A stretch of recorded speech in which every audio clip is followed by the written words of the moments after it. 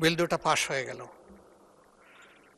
আমরা টাইম কনস্ট্রেইনের কারণে 133টা অধ্যাদেশ যেগুলো ছিল এর মধ্য থেকে যেগুলো বিল আকারে এসেছে এবং যেগুলো ল্যাপসেস হয়ে গেছে সেগুলাতে আমরা আমাদের অধিকার পুরোপুরি পাইনি, কারণ সময়ের সীমাবদ্ধতা ছিল। সেই ক্ষেত্রে ইচ্ছায় হোক অনিচ্ছায় হোক আমাদেরকে এই প্রক্রিয়ার মধ্যেই থাকতে হয়েছে। তো এখন সেরকম কোনো প্রেক্ষাপট ছিল না এই দুইটা বিলের ক্ষেত্রে। আমাদের অধিকার কিন্তু খর্ব হলো। খণ্ডন আপনার চেয়ার থেকে আপনি করলেন, খণ্ডনটা কিন্তু আপনার হাতেই হলো। 2 নম্বর হচ্ছে, উনি যথার্থ বলেছেন, যোগ্য লোকদেরকে যোগ্য জায়গায় স্পেস করে দেওয়া দরকার। কিন্তু একটা কথা আছে যে বৃক্ষ তোমার পরিচয় কি, ফলে আমার পরিচয়। দিনটা কেমন যাবে, মর্নিং শোজ দ্য ডে। সরকারের 2 মাসে যে সমস্ত কার্যকলাপ বেসিক জায়গাগুলোতে হাত দেওয়া হয়েছে, প্রত্যেকটা জায়গায় জনগণের আকাঙ্ক্ষার বিপক্ষে চলে গেছে।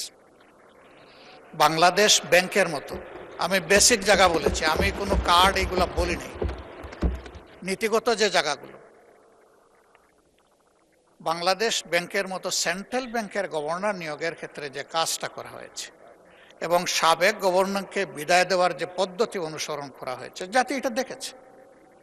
এখান থেকে শুরু করে আমি বারবার এগুলার মেনশন করতে যাচ্ছি না। এ পর্যন্ত যে সমস্ত জায়গায় পরিবর্তন এসেছে সেগুলা জনগণ এবং ডেমোক্রেসি কোনোটাই সাপোর্ট করে না। এমনকি খেলার মাঠটা পর্যন্ত আমরা উন্মুক্ত রাখতে পারলাম না, ওখানেও গিয়ে আমরা ঝাঁপাইয়ে পড়লাম। তাহলে যেটা মাননীয় মন্ত্রী বললেন যে যোগ্য লোকদেরকে যোগ্য জায়গায় না দিলে দেশ আগাবে কিভাবে, তো এইভাবে যদি যোগ্যতা সিলেকশন হয়, আমার প্রশ্ন, দেশ আগাবে কিভাবে? আমরা তো কার ইন্টেনশন কি সেটা দেখতে পারবো না, এটা মনের ব্যাপার, এটা একমাত্র আল্লাহ তাআলা দেন। আল্লাহু আলিমুম বিজাতিস সুদূর, আল্লাহ ছাড়া এটা কেউ জানে না। আমরা দেখব তার প্রকাশটা কি, বাস্তবায়নটা কি, কিভাবে এটা রিফ্লেক্ট করতেছে সমাজে। সেটা এই রিফ্লেকশনে আমরা শঙ্কিত যে এইভাবে সব কিছুকে পলিটিসাইজ করলে, ক্ষেত্র বিশেষে গোষ্ঠী পরিবার এগুলাকে প্রাধান্য দিয়ে আগাইলে এ দেশ তো আগাবে না।